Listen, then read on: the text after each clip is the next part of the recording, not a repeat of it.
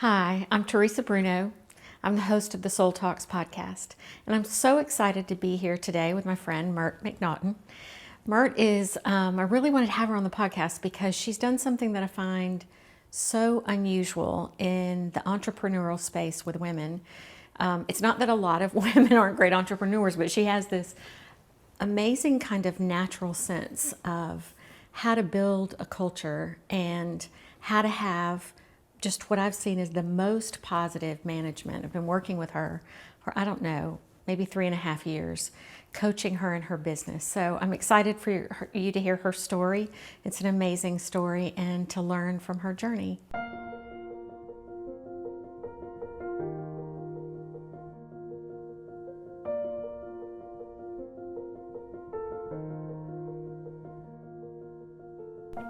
Hey there. Hi. How are you? I'm good. I'm really excited to be here. Good. I'm so glad to have you. You know, we've worked together for a long time and you've been doing my hair for a very long time. I forgot to say that you are the owner of Forecast Salon. I am. I can't believe sometimes, even though it's been almost 8 years, it's still feels good to hear that, you know, it never gets old. I know. And I remember, you know, and we'll talk about this, you know, you were styling my hair and you had these dreams of owning your own salon. And I kept sitting back going, okay, how's this going to work? Here's this young woman with all this drive. She has no experience in running a business and she believes she's got this by the tail. And so I just thought, well, we'll sit back and see what happens, and look what's happened. I know, I'm here. And, you know, it's kind of funny because it was such a dream, you know, and I have always been one to dream big, and it was nothing's more rewarding than, you know, being on the other side of it now. And now I'm like in the middle of, you know, running this business and it's growing and, you know, just again, trying to stay positive. I think a lot of things have come away from, you know, COVID to, you know, a lot of people are fearful now with what's going on in the world. And I really am still working on just keeping, you know, my space and my people in a positive light. And you have what, like 27-ish people? I think I'm back at 24. So That's still a really big team to manage. It is. I fluctuate between 24 to like 28, you know, because people are always growing and dreaming and moving on to, you know, other things. So right now I have 24, which is still a lot of people. You know, I think the thing about your story that has fascinated me, and like I said, you've been doing my hair and I've been coaching you for a while, but you've been doing my hair way longer than I've been coaching you. And it, you know, really, I think I want to explore and go all the way back to your childhood, because what I see, you know, I see threads of this thing that happened within you, and it had to come from something very early that took hold in you, that created this just constant positivity. You know, always making, no matter what happens, or whatever you know, the glass is half full for you, and that's your management style. So I'd like to just kind of peek back into the way you grew up, where you grew up, you know, and I like to always kind of explore what were your spiritual underpinnings, what was influencing you about there being a divine consciousness, a sense of God, whatever the God is of your understanding, whatever you call it. Well, you know, when I was born in a small town called McCall, Alabama. And, you know, wasn't a lot going on in McCalla. But as I was raised there, I was raised going to Church of Jesus Christ of Latter-day Saints, so I grew up Mormon.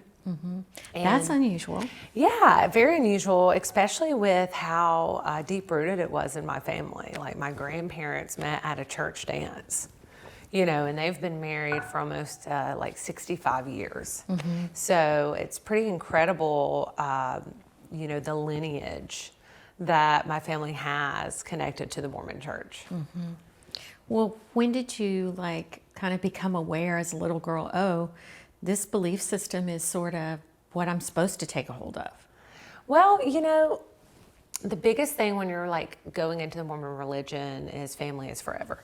And, you know, and that was my belief system for a very long time, that, you know, no matter what, family comes first and it's all about family.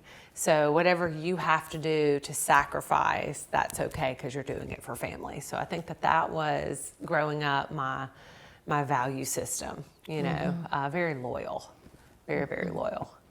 Yeah, I can definitely see that you carry that forward to this day. And yet, because I know some of your story, family was first, but you lived in a home with a family that was kind of falling apart. Yeah, my parents fought all the time, and as I'm growing up in it, it's not right, but you're too embarrassed to tell anybody what's going on. Yeah.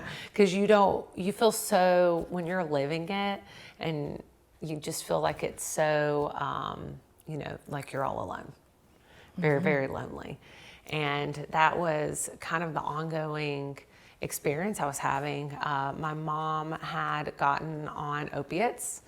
I think that she was definitely part of the, opiate epidemic that was going on. And she was in and out of rehab. Lots of mood swings that, created a lot of a lack of stability in my childhood. And yet, you are uniquely one of the most positive people I've ever met. And that doesn't tend to create that, like, and so I'm like, okay, well, what else was there? And I know you had these grandparents. Yeah. Family first. Yeah. And did they contribute to that stability for you, or that sense of, when you're with a parent, I know, who, has mental issues, emotional issues, that is very unstable for a child. You never know what's going to happen to you or where it's going to come from. And usually we become pleasers, and often as girls, we're quiet and wait, we're intuitive, we're waiting to see what's going to happen to us. Yes. Where did your stability come from? My imagination. Interesting. Tell me. My Tell me more. imagination. I would just go to my room and I would create. Just whatever I could find. If I could find fabric, I would be making outfits for my dolls, or I would have construction paper and putting cool things on the wall. One time I wanted a fireplace in my bedroom, so I just taped one up out of construction paper on the wall. And, and it was just all about creating an art. And I think that art is what really helped me process and continue to stay creative and to help me cope with what was going on. Because, I could be in the safety of my bedroom, and that was my safe space. So I never left it. It's kind of a joke, but I have two older brothers, and my two older brothers called it the Mert cave. So they were like, she never leaves. And she's in her cave. She's in her cave. And I think the reason why I never left my room was because that was the sense of safety, because I could live in my imagination there. Yeah. And so take me back to the Mormon thing too, because that's just so interesting to me. I grew up in a Christian home, and I always had sort of this sense of God, but I was expected to have a sense of God. Yeah. And so figuring out, did I really believe in this greater being, was a life's journey. Tell me where you landed with a sense of a greater being. Well, I feel that when it comes to my spirituality, it's been a little bit of up and down. So, growing up in a very strict religion, and there was definitely clear lines of what is right and what is wrong. And down to piercing your ears, Much less your nose. Yeah, my nose, exactly. So it's one of those things where there was a lot of control in this religion, and that's all I could ever feel was that, that this was just control over me. And I just didn't like that. I didn't like the control. I don't know if it was more me being a creative, that I always wanted to push the boundaries and explore new things. And I felt like that religion cut me off from those, avenues for me to be able to expand. So there was this love-hate I had with religion and spirit, because I was like, well, this is creating these boundaries for me, and I don't like boundaries. I want to go above and beyond these boundaries. So I felt that there was this time that I just lost spirit and floated through life until there was this time where I needed to feel grounded later on. And that was when I started dealing with my childhood traumas. So floating through life, staying positive, and then boom, all of a sudden, all of that trauma came up. And I believe it came up, and we're jumping around a little here, but I believe it came up because you lost your brother. Yeah, I definitely, I do feel that is what pivoted, like, you know, kind of catapulted me into this, what's really going on in my life. My brother died of a heroin overdose, had fentanyl in the heroin, and I remember when he died, I had to go the next day and like clean the house out. I even had to clean up where he had died, which was pretty interesting. It was heavy. And it was just the way that my mom didn't show up. My grandparents, consistent, you know, staying into that stable side of my life. It started making me evaluate, you know, how much am I giving for my family and how I'm not getting back. Yeah, because you had at some point, even though you had been, you know, it had been instilled in you, family forever, no matter what, you chose a boundary. You chose to have a break from your family. Yeah, it was this expectation that I was tired of living. I just felt that, you know, you're giving so much, but you're not getting anything back.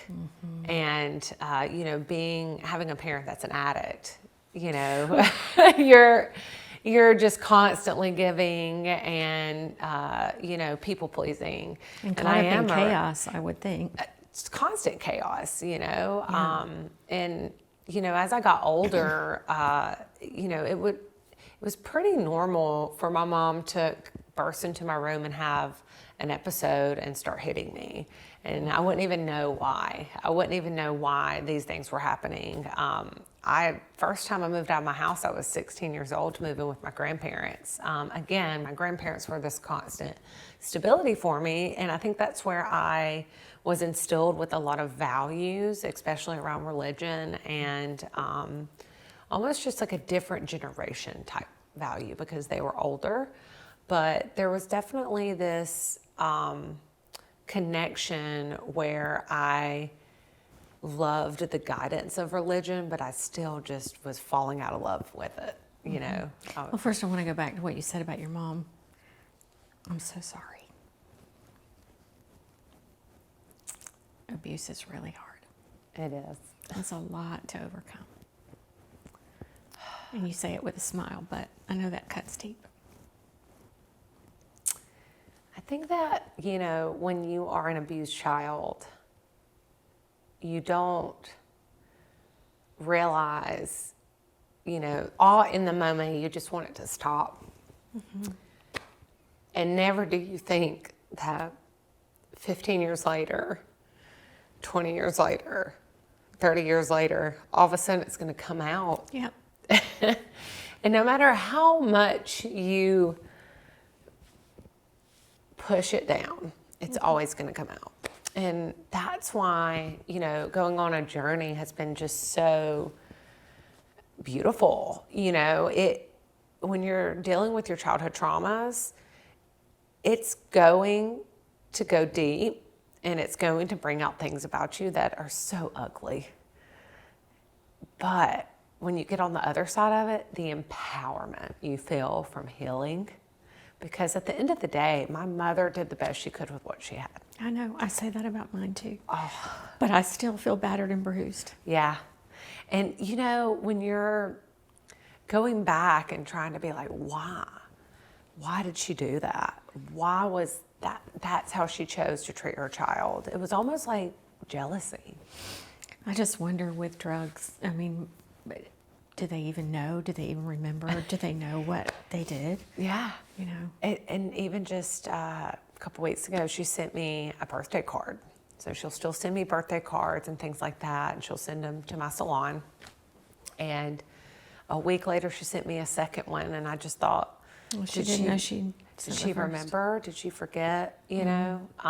And even though I know that my mother loves me, and I know that I love my mother, but around 6 years ago, I had to make the boundary. I had to stop because I felt that even though my grandparents were enabling her and always helping and supporting her through her life, I could not continue that on. And I just feel that no child should have to raise their mother. And I felt like that's... Boy, a lot of us do. Yes. Yeah. So, you know, I want to go back to that 16-year-old who moved out, and you were beginning to kind of press against, you know, the fence of the way you were raised, the belief system you were raised in. Was there any big rebellion? I mean, like, were you starting to act out in the ways that a lot of abused children do? You know, was there any big pivot point then that pushed you to something? I was straight and narrow. I'm having a hard time with that now. It's so crazy. Because the people pleaser me, I just wanted this sense of approval. Yeah. You know, I get it. I wanted this sense of approval. I was an athlete. I was in every sport in school. I excelled at school. You know, from the outside looking in, you would have just seen, you know, little Mert bopping around, ready to go into her next class and having fun and having a normal life and having friends. You would have never known that morning when I was getting ready for school, my mom decided to, you know, have an episode and hit me, and I had to, you know, pull it together and go to school and act like nothing happened. You would have never known, you know, and I think that that's what, you know, again, contributed to my people pleasing, because it was just like, I want to be liked, so I don't want anybody to know that I'm struggling or I have anything wrong. And you want to be what you think normal is. Exactly. You want to be a the part strive of for normal. normal. Yeah. But then it wasn't until I became a hairdresser and I'm sharing my stories, because that's what's been the most healing thing about being a hairstylist the last 18 years. I get behind my chair and I just start talking about, you know, being abused as a child and this and that. And the next thing I know, I'm connecting with people and people are making me feel normal. But then there was a point where I would start in the beginning sharing my stories, and people would share their stories, and then I would realize that the stories I had from my childhood weren't normal. That was a little bit of a reality, you know, just, oh, that's not normal. Okay. And then I'd get a little embarrassed, and, you know, the people please would come out. I want to be liked. I want to, okay, maybe I overshared. Push this back a little bit. Push it back, you know, monitor it, round out the edges. But did you also begin to see that in some ways everybody had a story that you know, maybe that level of abuse, but everybody had something that they unfolded to you because you opened up? And that's where I became a therapist.